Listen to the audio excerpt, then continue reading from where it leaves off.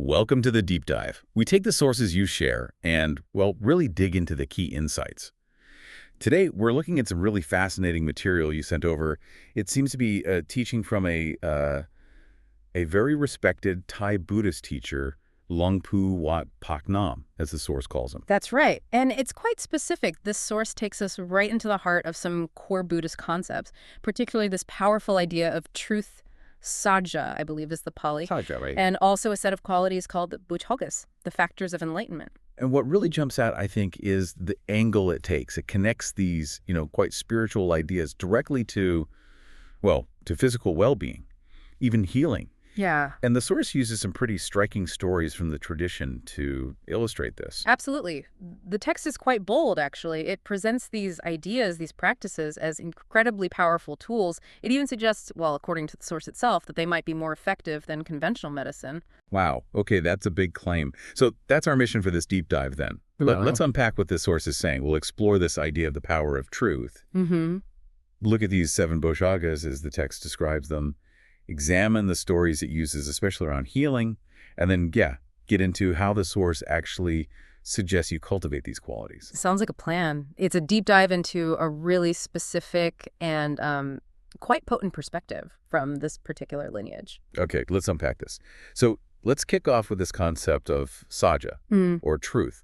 As it's presented here, it seems to be more than just, not telling lies. Right. That's foundational, of course, but this source talks about something else. It's like proclaiming a truth that you've realized or attained to actually make something happen, a specific outcome. Okay. How does it show that? Well, it jumps right in with a classic and honestly quite dramatic story, the Venerable Angulimala. Angulimala. Yeah, people might know his story, the bandit who, killed a lot of people. A lot of people, yeah. The tradition says 999, before he met the Buddha, had this huge transformation, became a monk, and eventually an arahant, fully enlightened. Okay. So what's the specific event in this source? It describes Angulimala coming across a woman who's having a terrible time in childbirth. Just immense suffering. She can't deliver the baby, and it sounds like she's really in danger of dying. Right. Awful situation. So Angulimala steps in, and he performs what's called a saccavajja, basically, a statement of truth. The statement of truth. What does he say?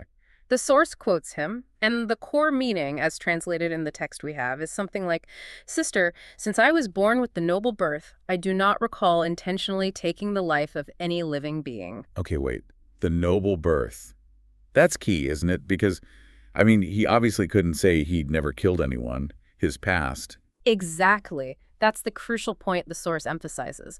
He wasn't claiming anything about his life before enlightenment. The truth he stated was specifically about his condition after becoming an arahant, after that noble birth. It's the truth of his attained purity, his realization. Ah, I see. The truth of his current achieved state. Precisely. The truth of his spiritual attainment.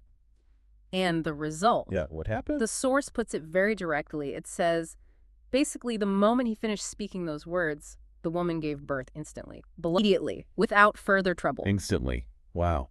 Just from that statement of truth. That's how the source presents it, a direct consequence of the power inherent in that specific realized truth. That is, powerful. And the source briefly mentions another story, contrasting it something about a prostitute using a truth connected to her profession. But it quickly contrasts that kind of truth by evil with Angulimala's truth of noble attainment. The focus is clearly on the power derived from Buddhist spiritual realization. Okay, so the power of attained truth, demonstrated by Angulimala. Where do we go next? Well, from that specific power of truth, the source moves to the 7 Bojjhaṅgas, the factors of enlightenment. Right, the Bojjhaṅgas. These are, mindfulness, investigation of phenomena, energy, rapture, tranquility, concentration, and equanimity. 7 of them. That's them. And the source gives them authority by quoting a Pali phrase indicating they were well expounded by the all-seeing sage, meaning the Buddha. Okay. And what's their purpose, according to this text? It's very clear. When these factors are developed, cultivated, made much from my part, the pavita bahulikata is the Pali term used, they lead directly to higher knowledge, to nibbana, and to enlightenment. So they're fundamentally about liberation. The path itself. Exactly. But here's the interesting link back to truth and well-being. The source points out that the Pali verse introducing these Bojjhaṅgas ends with that same phrase we heard with Angulimala. Oh, really? By this statement of truth, may you be well always. So, the text is suggesting that the Bojjhaṅgas themselves, their existence and cultivation, are a statement of truth, a truth that brings well-being. That seems to be exactly the implication. It connects these core factors of enlightenment directly back to that power of truth and its beneficial effects. That's quite a profound connection. Okay, so we have truth being powerful and the Bojjhaṅgas leading to enlightenment and somehow embodying this beneficial truth.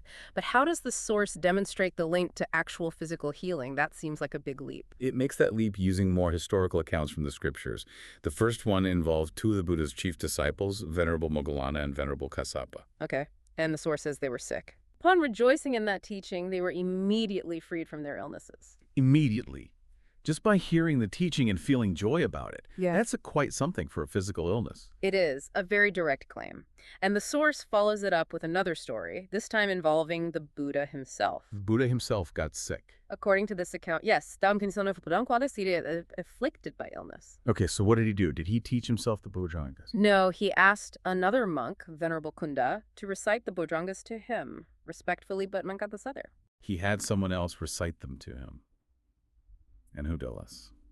The source says the Buddha rejoiced, as he listened, and his illness vanished, through hearing them and rejoicing. So we have the disciples healed by hearing the teaching, and the Buddha healed by hearing the recitation.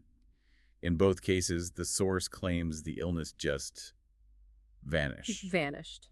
And the source draws a powerful conclusion. It says the illnesses were eradicated, destroyed for all three of them, just like mental defilements are destroyed by the Noble Path. Wow, drawing a direct parallel between clearing mental defilements and clearing physical sickness. Exactly. It's a very strong analogy. And then comes the most explicit statement about their power. Which is? That the Bojjhaṅgas are superior to any medicine in the whole world. Superior to any medicine. Okay.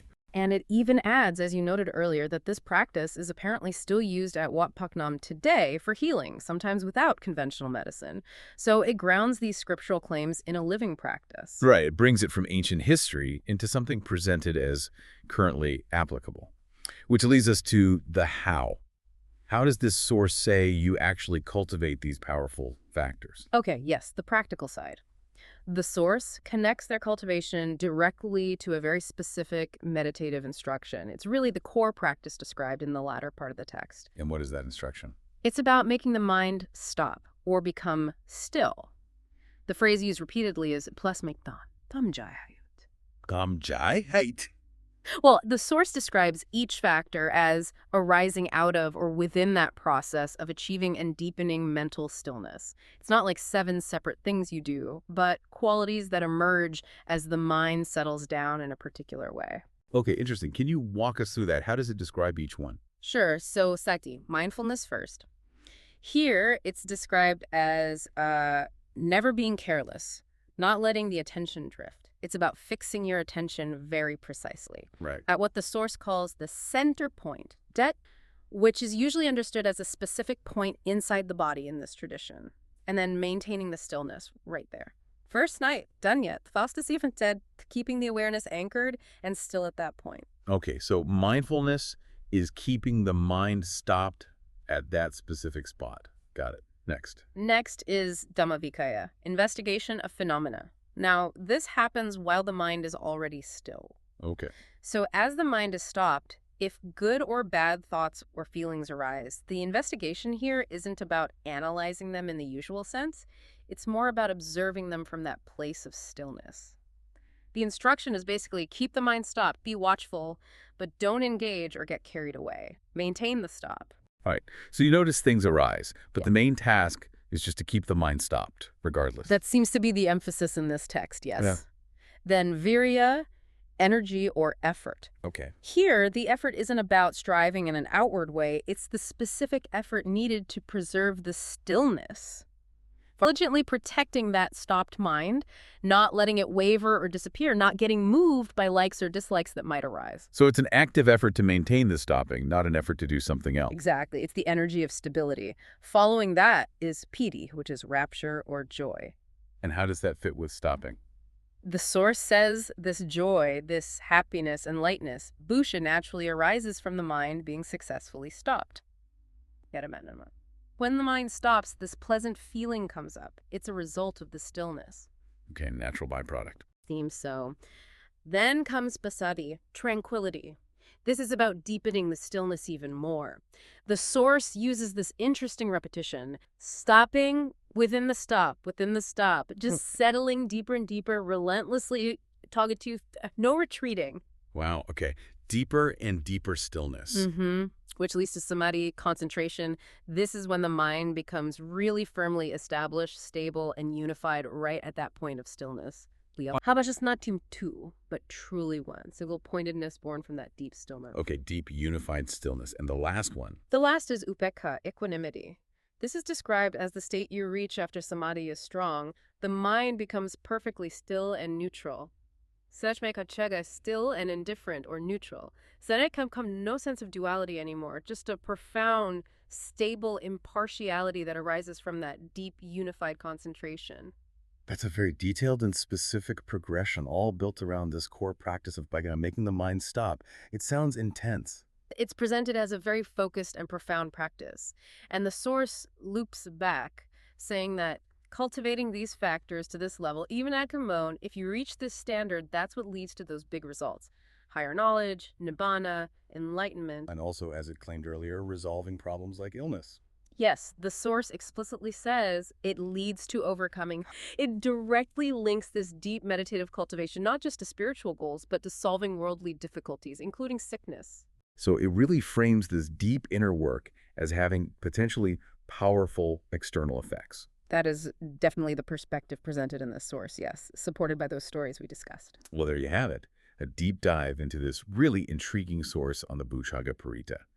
We've looked at how it presents sajja, truth, especially the truth of attainment, and how it connects this to cultivating the 7 factors of enlightenment, the Bojjhaṅgas, all through that core practice of focused stillness. Hey, I got a class, go up. Yeah, and it's striking how the source makes such powerful claims, using those traditional accounts of Angulimala, Moggallana, Kassapa, even the Buddha, showing significant benefits, including recovery from illness, attributed directly to these principles. It really pushes us to think about the connection between our inner state and our outer reality, maybe in ways we don't usually consider. And that mention of the practice continuing at Wat Phak Nam makes it feel less like ancient history and more like a living approach. Absolutely. It encourages you to consider this core idea that these profound inner states, developed through very specific techniques centered on stillness and these enlightenment factors, are presented here as having potentially dramatic effects on our physical well-being. Which leaves us with a pretty provocative thought to chew on, doesn't it? This idea, straight from the source material, could truth itself, not just spoken truth, but an attained state of being, actually be a force? A force powerful enough to influence our physical reality, to bring about healing and well-being in ways that sort of challenge a conventional worldview. What might that suggest about the real depth of connection between our inner life and our physical experience? Definitely something to contemplate.